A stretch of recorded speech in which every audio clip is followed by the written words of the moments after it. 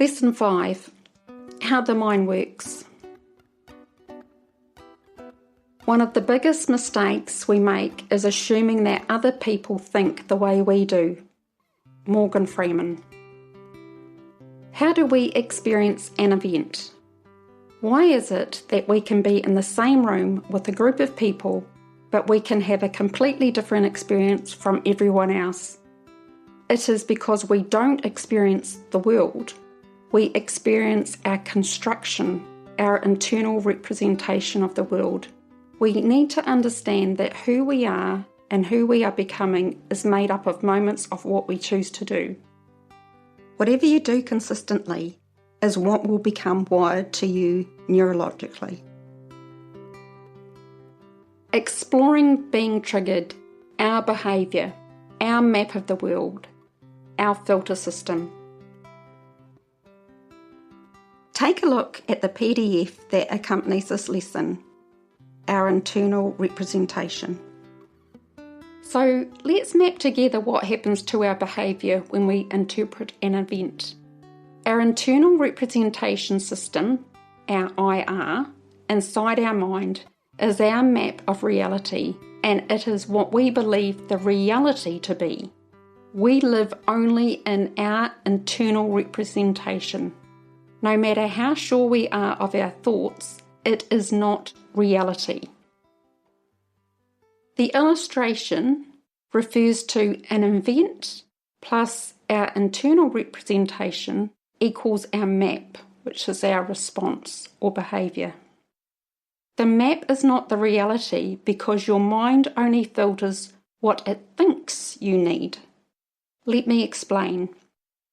We process events through our senses: sight, vision, sound, hearing, smell, olfaction, taste, gustation, and touch, tactile.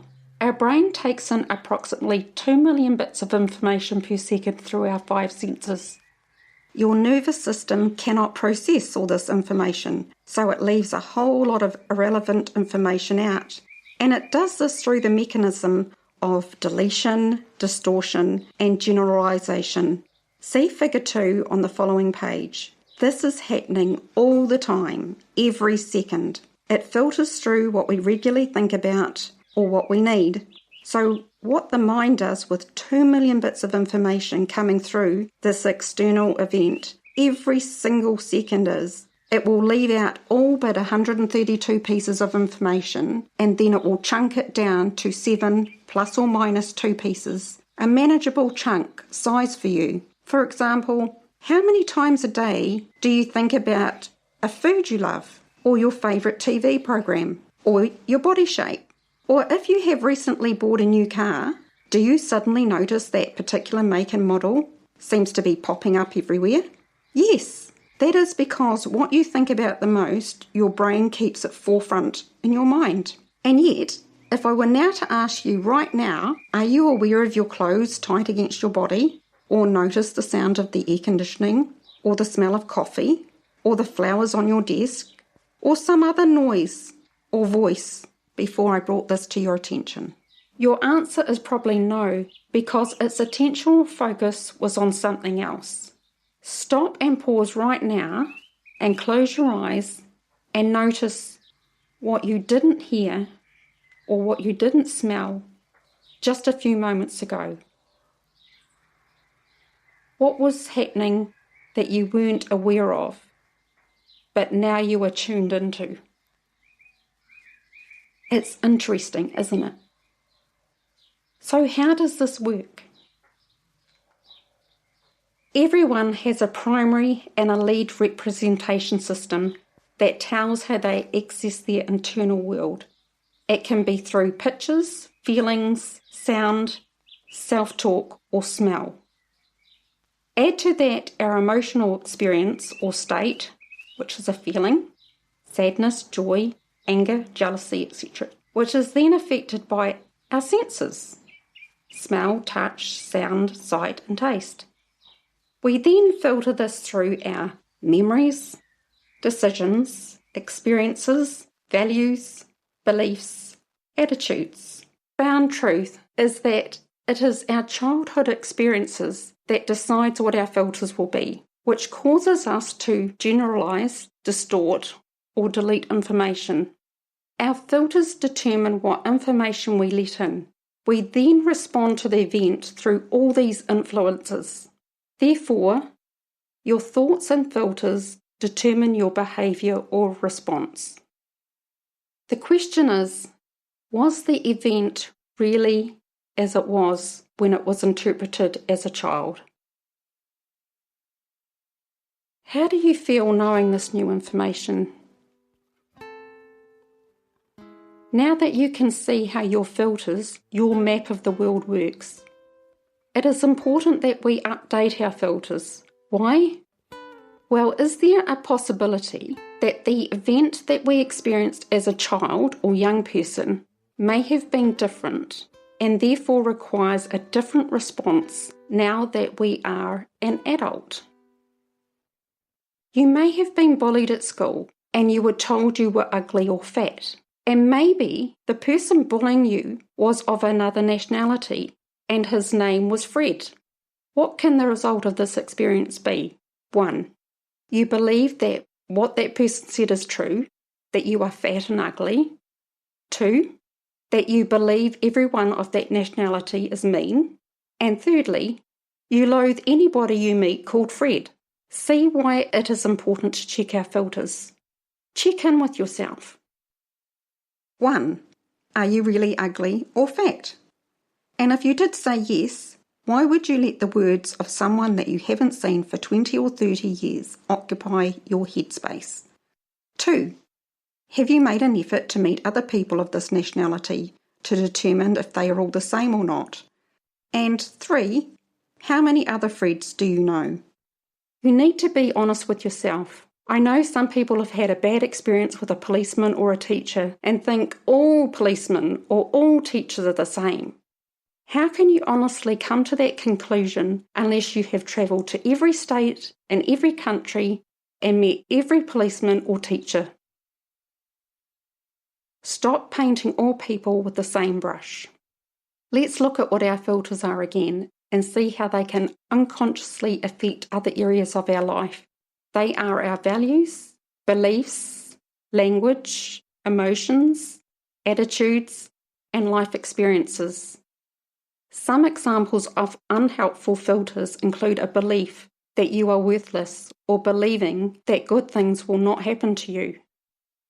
The flow-on effect is that because of the belief of not being worthy or not deserving of good things, you end up choosing poor relationships because you believe you don't deserve to be treated with respect. Can you see how our views of ourselves, because of our belief systems, life experiences, and the meaning we give them, can impact the quality of our life? New research from the Trauma Foundation shows that trauma is an experience, not an event. It is what happens inside of us as a result of what happens to us. It is our response to the event rather than the event itself. If you have said or heard someone say they don't want to go there, it's because of a memory, and sometimes memory is wrong. The experience meaning of what happened can have a big impact on your life now. The memory of the past is through the filters you had at the time. Remember what happened to me when I looked at Regan in the incubator for the first time? My stored memory of NICU had catalogued these same senses to Emma when she was in the NICU unit. For example, the sounds of the unit, the smell of the unit, the sight of the incubator, and a baby. And since your brainstem cannot tell time or know that 2 years have passed by, it activates the stress response system, and you feel as if you're reliving the experience all over again. Your brainstem cannot say, "Oh, that memory happened 2 years ago, don't worry." You may see them as separate events, but your brain categorises them as the same. It can take a moment for the cortex, the thinking part of the brain, to figure out what is really going on.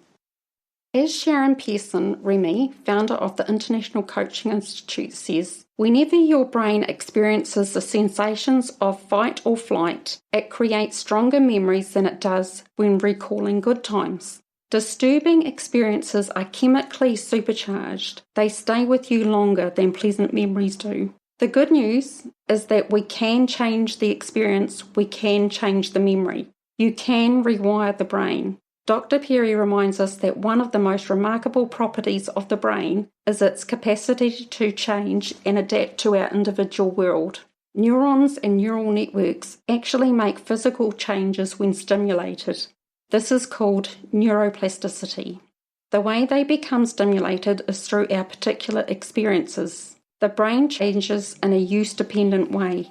Repetition leads to change and improvement. As the saying goes, if you want to learn to swim, you need to get into the pool. Reading about swimming is not going to help you be an amazing swimmer. It takes action and it takes practice. And you know it won't happen overnight. You need to be aware, very aware, that whatever you focus on in life, whatever area of life you shine your torch on, becomes neurologically strong. Whatever you do consistently is what will become wired to you neurologically. As the saying goes, you are what you focus on. Wendy B. King. Our mind is a cafeteria of thoughts. Rediscovering Your Pristine State by David R. Hawkins. Credit to the International Coaching Institute in Australia. One is not really ruled by the mind at all. What the mind reveals is an endless stream of options, all disguised as memories, fantasies, fears, concepts, and so forth. To get free from domination by the mind is only necessary to realise that its parade of subjects is merely an arbitrary cafeteria of selections, travelling their way across the screen of the mind. One is not forced to feel resentment by a mere memory, nor does one have to buy into its fearful thoughts of the future. These are only options. The mind is like a television set, running to its various channels for selection, and one does not have to follow any temptation of thought. One can fall into the temptation of feeling sorry for oneself, or angry or worried. The secret attraction of all these options is that they offer an inner payoff, or a secret satisfaction, which is the source of the attraction of the mind's thoughts. If these payoffs are refused, it will be discovered that at all times behind the thought screen, there is a silent, invisible, thought-free space of joy. This is an option that is always available, but to be experienced, it has to be chosen above all other tempting options. The source of joy is always present. It is always available and not dependent on circumstances. There are only two obstacles. One, the ignorance that it is always available and present.